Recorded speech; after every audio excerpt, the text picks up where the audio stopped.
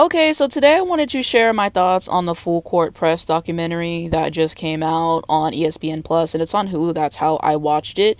And so I'm just gonna go by each episode. So the first episode, that's just kind of talking about their backstory and just the situation that they're in, why they decided to go to the school that they went to, essentially.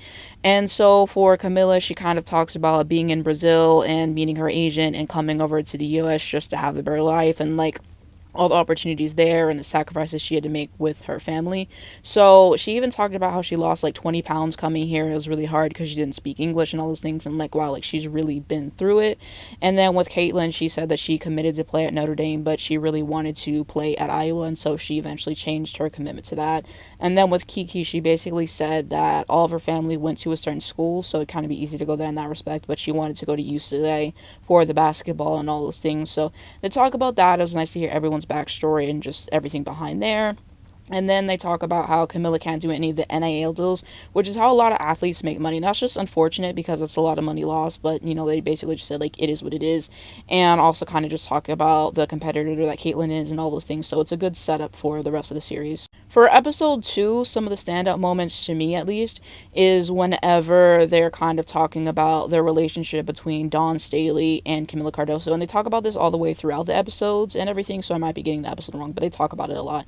And so she basically just said, you know, we're both Tauruses, we don't like to lose, and like all those things, and basically just saying like I want to push her to be the best that she can be because I know that there's so much more. So they kind of just talk about their relationship there and everything. And even with Camilla and, you know, South Carolina, she basically said she went to another school, but she really wanted to go to South Carolina the whole time, and then she decided to do the transferring. So that is something to add from part 1 as well. And so she goes to Brazil to play for the team there and hopefully get to the Olympics. Unfortunately, they failed to qualify for that, and she's just really sad and frustrated and stuff like that. And even throughout the series, they have moments where they show her getting ejected from games, basically, and just her getting mad and stuff like that. And she talks about that and just how she has to, like, manage herself better and all those things, but she wants to stand up for her teammates. So that's also kind of a point in the series as well. Caitlin is sick for this pivotal Nebraska game, but she goes anyways just because, you know, she's a competitor, and unfortunately they lose the game. And also something to talk about with Caitlin in the beginning of this series, at least, is just like how her life has changed. She's like looking up the prices of tickets and stuff and seeing how much they are, and just like meeting people and all those things and saying I can't really go out in public without people talking to me, and just I have a lot of pressure on my shoulders and like the burden to deal with there, her relationship with her teammates and all those things. So that's definitely a part for Caitlin. For the third episode, some points that really stood out to me. Caitlin breaks the scoring record that Kelsey Plum held, and then she also breaks it for the men's later in the series as well, so congratulations to her. Camilla's family comes to the U.S. to visit her as well, and then they show this pivotal matchup. I believe it was against Tennessee, and so Camilla ends up making a 3 to win the game, and that was the first 3 that she made in her career, so that was definitely a pivotal moment as well. So it was definitely something that was cool to see.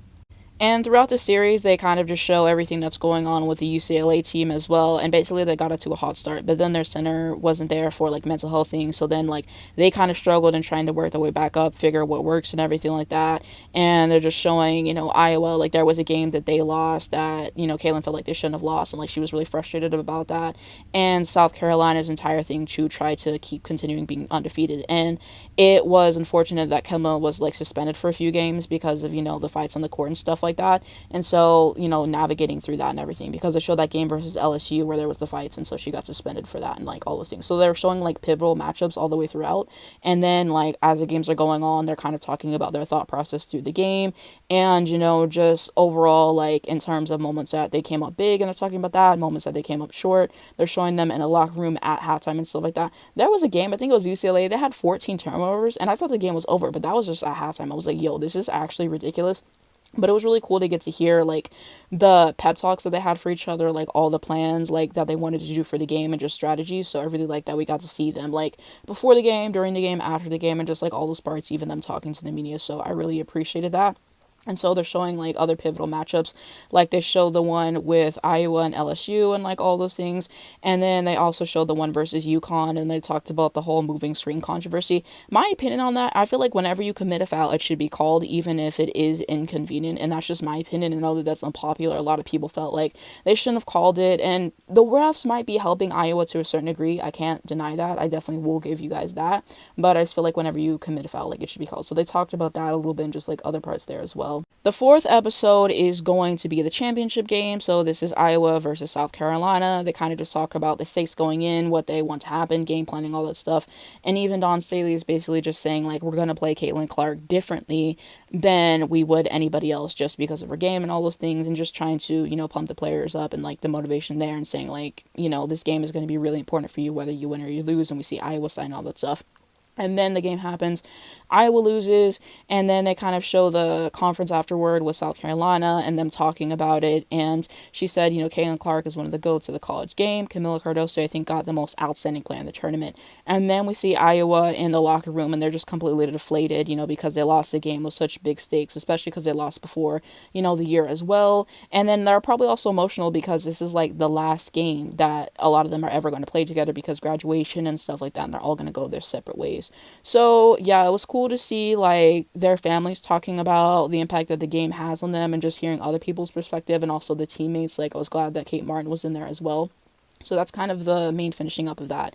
And then they also do show the WNBA draft, and we could see Camilla and Caitlin get selected, and just all those things. Those are just some of the main points of each episode that I wanted to talk about, but there is so much more I did not even go over. I'd recommend watching the full thing because there's a lot. Okay, so my overall thoughts on this, I really enjoyed it. I started getting into women's basketball and college basketball basically because of the coverage of this tournament. And so getting to see all the behind the scenes moments, talking about strategy, all the sacrifices that they have to go through, and just like, seeing the moments where they're frustrated and they're mad and like all those things, and moments where it does pay off. It's really cool to see. So I actually really enjoyed seeing all the behind the scenes, and I always love a good sports documentary, and you can just tell that they put a lot of money into this, and I believe it was Peyton Manning's production company, so shout out to them. So I really enjoyed it. I thought it was cool.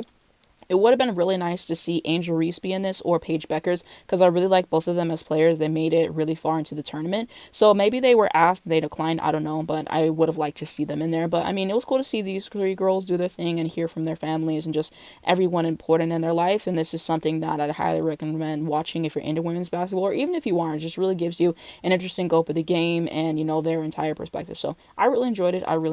What you guys think down below in the comments on this, and let's continue that conversation.